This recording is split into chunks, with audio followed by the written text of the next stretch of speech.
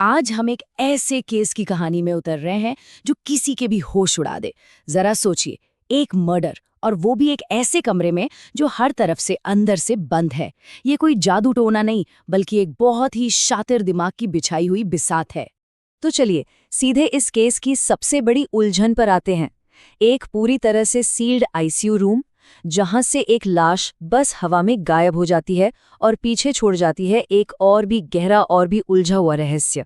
ये कहानी शुरू होती है बीके मेमोरियल अस्पताल से, जहां पहली नज़र में जो मंजर बिल्कुल सीधा साधा लगता है, वो बहुत ही जल्द एक ऐसे जुर्म में बदल जाता है जिसे सुलझाना नामुमकिन सा लगता है।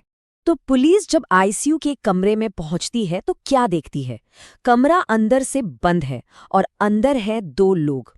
एक मरीज अजित जो कोमा में है, और फर्श पर एक लाश पड़ी है, एक दाढ़ी वाले आदमी की। अब सवाल ये है, जब कमरा अंदर से बंद है तो ये लाश अंदर आई कैसे? और सबसे हैरान करने वाली बात, मेन दरवाज़ा और पीछे का दरवाज़ा दोनों अंदर से बंद थे। मतलब अंदर आने का कोई रास्ता नहीं, बाहर जाने का कोई रास्ता नहीं। ये एक परफेक्ट लॉक्ड रूम मिस्ट्री थी जिसका कोई जवाब ही नहीं सूझ रहा था। अगर आपको लग रहा है कि ये काफी अजीब है, तो रुकिए, कहानी में एक और इससे भी ज्यादा हैरान कर देने वाला मोड़ आने वाला था। मतलब बस कुछ ही मिनटों के लिए जब अधिकारी कमरे से बाहर जाते हैं और जब वो वापस आते हैं तो सब कुछ बदल चुका होता है। जो लाश फर्श पर थी वो गायब है, और जो मरीज कोमा में था उसकी हत्या हो चुकी है। ये हुआ कैसे? सीआईडी के सामने यही सबसे बड़ा सवाल था। कातिल ने आखिर ये किया कैसे? एक ऐसे कमरे में जो दोनों तरफ से बंद था, उसने मरीज का खून किया और एक पूरी की पूरी लाश को गायब कर दिया।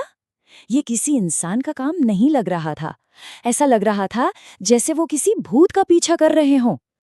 तो चलिए अब इन्वेस्टिगेशन पर चलते हैं और देखते हैं कि सीआईडी ने इस नामुमकिन सी दिखने वाली पहेली को सुलझाने के लिए क्या किया।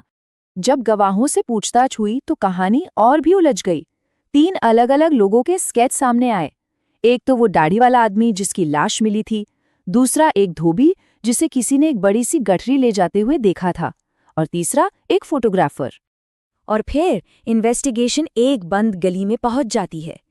पुलिस को दाढ़ी वाले स्केच से मिलता जुलता एक आदमी मिल भी जाता है, लेकिन उसके पास एक पक्की गवाही थी, एक एलिबाय, कि मर्डर के वक्त वो शहर में था ही नहीं। अब पहेली और भी गहरी हो गई थी। और केस में जो सबसे बड़ा ब्रेक थ्रू आया, वो एक बहुत ही अजीब सी जगह से आया। अस्पताल के स्टोर रूम में एक लावारिस पैकेज मिलता है, और उसके अंदर क्या था? Latex prosthetics. मतलब फिल्मों में इस्तेमाल होने वाले नकली नाक, कान, पूरा का पूरा चेहरा बदलने का सामान। बस यहीं से सीआईडी को समझ आया कि वो किसी आम कातिल से नहीं, बल्कि भेस बदलने के एक माहिर उस्ताद से डील कर रहे हैं। और यहीं से कातिल की असली शातिर चाल समझ में आती है। उसका मकसद छिपना था ही नहीं, बल्कि सबकी आंखों के सामने किसी और का चेहरा पहनकर घूमना था। और अचानक सीआईडी की टीम को सब कुछ साफ साफ दिखने लगता है। वो 3 अलग-अलग स्केच, दाढ़ी वाला आदमी, धोबी और फोटोग्राफर, वो 3 लोग नहीं थे, वो एक ही आदमी था, 3 अलग-अलग चेहरों के साथ। अब शुरू होती है असली दौड़। पुलिस सुरागों को जोड़ती है और पता चलता है कि कातिल का नाम पप्पू है और वो एक फोटोग्राफर है। जब वो उसके अपार्टमेंट पहुंचते हैं तो वो खाली मिलता है, पर वहां विग, मेकअप का सामान और औरतों के कपड़े मिलते हैं। और फिर एक ट्रैवल बुकिंग से पता चलता है कि वो शहर से भागने की फिराक में है, इस बार एक औरत का भेस बदलकर। एक जबरदस्त ड्रामे और पीछा करने के बाद आखिर वो कातिल पकड़ा जाता है, और फिर वो राज खुलता है कि उसने इस असंभव मर्डर को अंजाम दिया कैसे।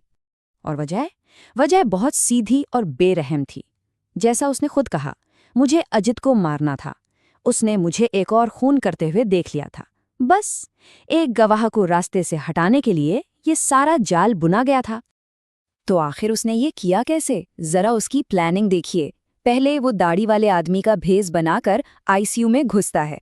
फिर वो कोमा में पड़े अजीत को ही एक नकली दाढ़ी पहनाकर फर्श पर लिटा देता है ताकि वो लाश लगे, और खुद मरीज बनकर बिस्तर पर लेट जाता है।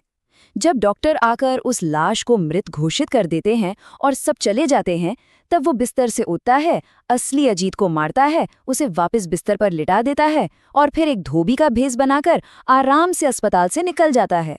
कोई जोर जबरदस्ती नहीं, कोई ताला तोड़ना नहीं, बस धोखा। धोखा ही उसके बंद कमरे की चाबी थी। ये केस हमें एक बहुत ही बेचैन करने वाले सवाल के साथ छोड़ जाता है। अगर एक चेहरा सिर्फ एक नकाब हो सकता है, तो हम किस पर यकीन करें?